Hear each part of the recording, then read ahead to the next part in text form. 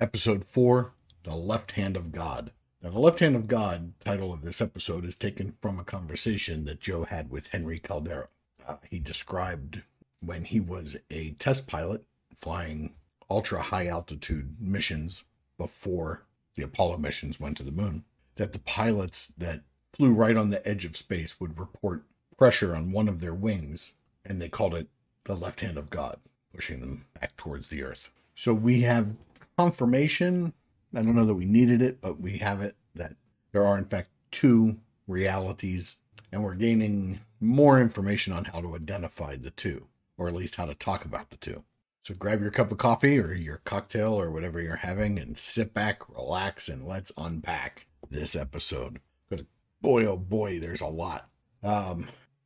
Spoilers from here out. This is your spoiler warning. I will use clips as well.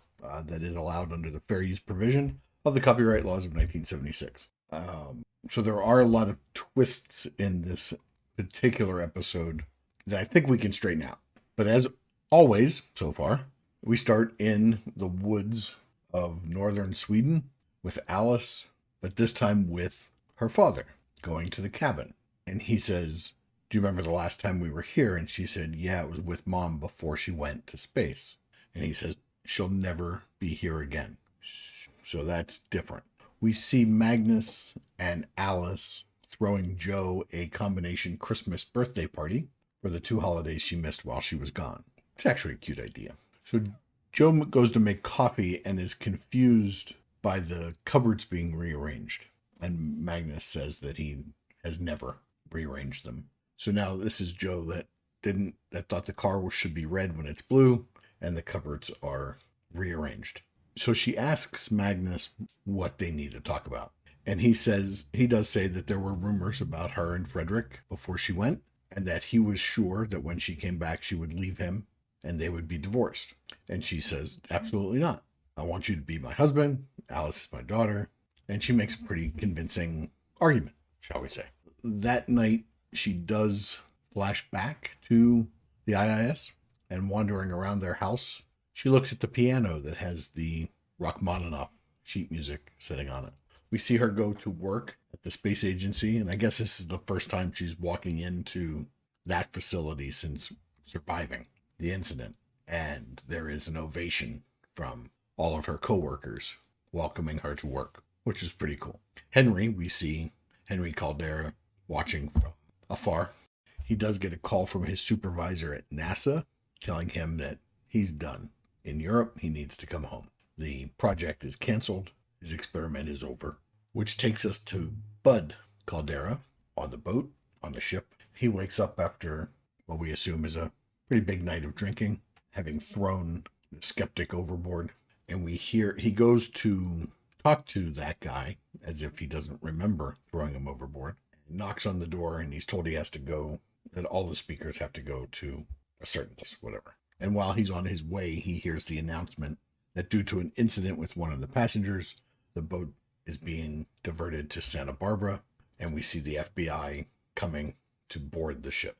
We see Joe having a session with the ESA's psychiatrist, and she's pretty honest with her and admits she's having hallucinations. She says, "There's a piano in my house, but I don't play."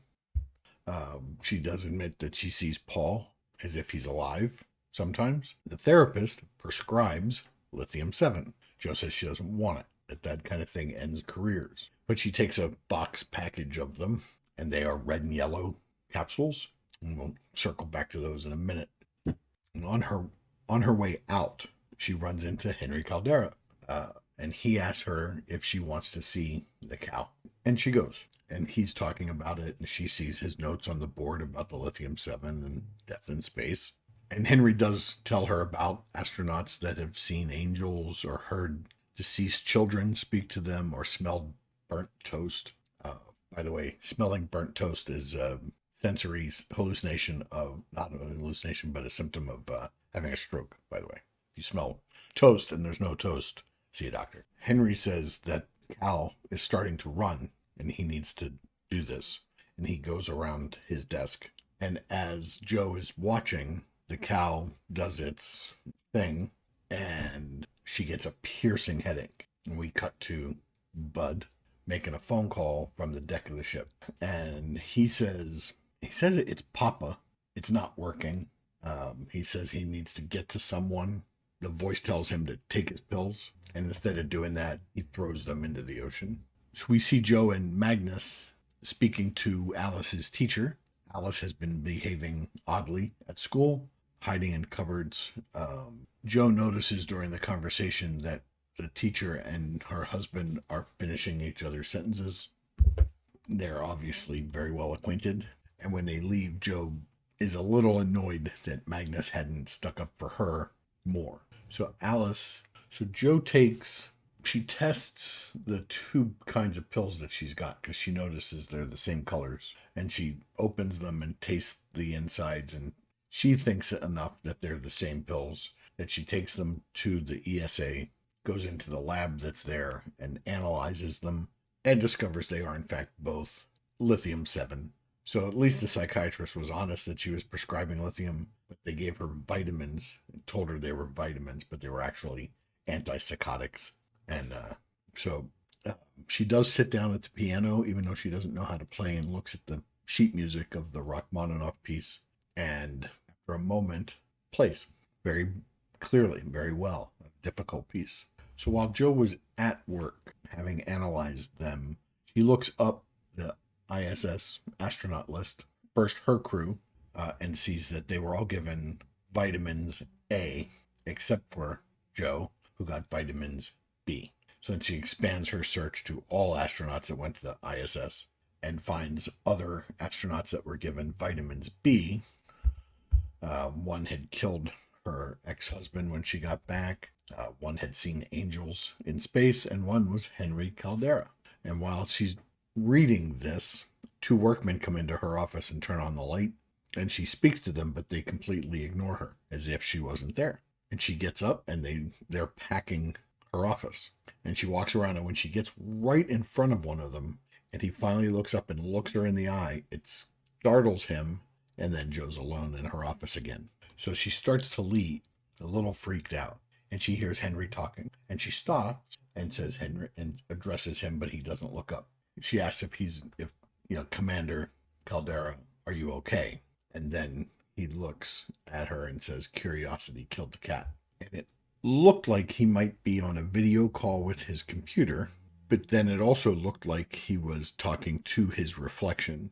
But it also looked like he was talking to a reflection that was listening, that wasn't reflecting, right? At first I thought he might be on with Bud, talking to Bud, and then talking to his own reflection, and then talking at his reflection.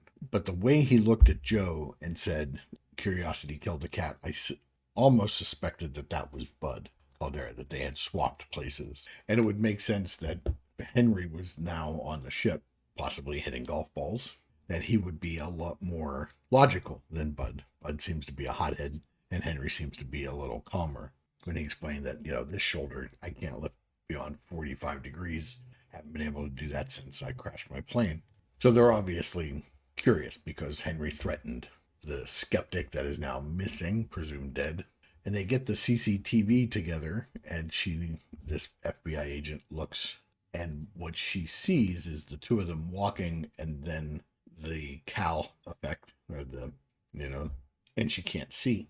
It's a distortion that looks like the thing. Let's come back to that in just a second. We see Joe addressing Alice's class, talking about being an astronaut in space, which is a little weird because this is where Paul's daughter is, right? Being an astronaut isn't new to these children. This is all old school. And she's talking about, time runs different in space. It's, time passes more slowly in space than it does on Earth. And she notices that her husband and the teacher are chatting, and she calls him out on it. Is that her? Is it you? Is it her? And she finally storms out. And they get in the car, and she insists on driving, even though she's not cleared to drive by the space agency yet. Driving home, Alice asks if she can put on music. Joe answers her in Swedish, saying, no, I need to concentrate. But Alice puts on the song anyway. A slight argument ensues that she needs to concentrate, which of course she's not doing, and she almost crashes the car. We've sort of established that there is one Alice over the last 4 episodes. There is one Alice that knows Spanish, that speaks and understands it, Swedish, and one Alice that doesn't. This is the Alice that doesn't. So Magnus calls Frederick about Joe's behavior, and Frederick comes over, and while they're talking, Magnus asks him straight out, "Did you have an affair?" And Frederick cops to it and says, "Yeah, we did." Joe doesn't remember the affair, so there's that tension. So they think maybe Joe should be put in a mental institution until she can get over her PTSD, which is what they're calling it, PTSD, post-traumatic stress disorder. Frederick leaves. Joe notices mail to her from Denmark, and there are 2 cassette tapes with transcripts. One is her reentry, and one is of an accident with the Soviets in 1967 in which a cosmonaut died, presumably Irene. While she's listening, Alice comes downstairs looking for her father, and as she comes down the stairs, she walks into the middle of a wake for Joe, who's dead. There's a picture of her in their living room. All the mourners are standing around. Paul is there with his daughter, and next to his daughter is Alice.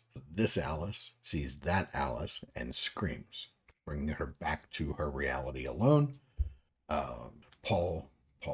Magnus tucks her into a cabinet, into a cupboard, says he's going to call Frederick back and get her committed. They wrestle with the phone. Joe ends up knocking Magnus down, and he obviously hits his head on the corner of the piano and doesn't move again.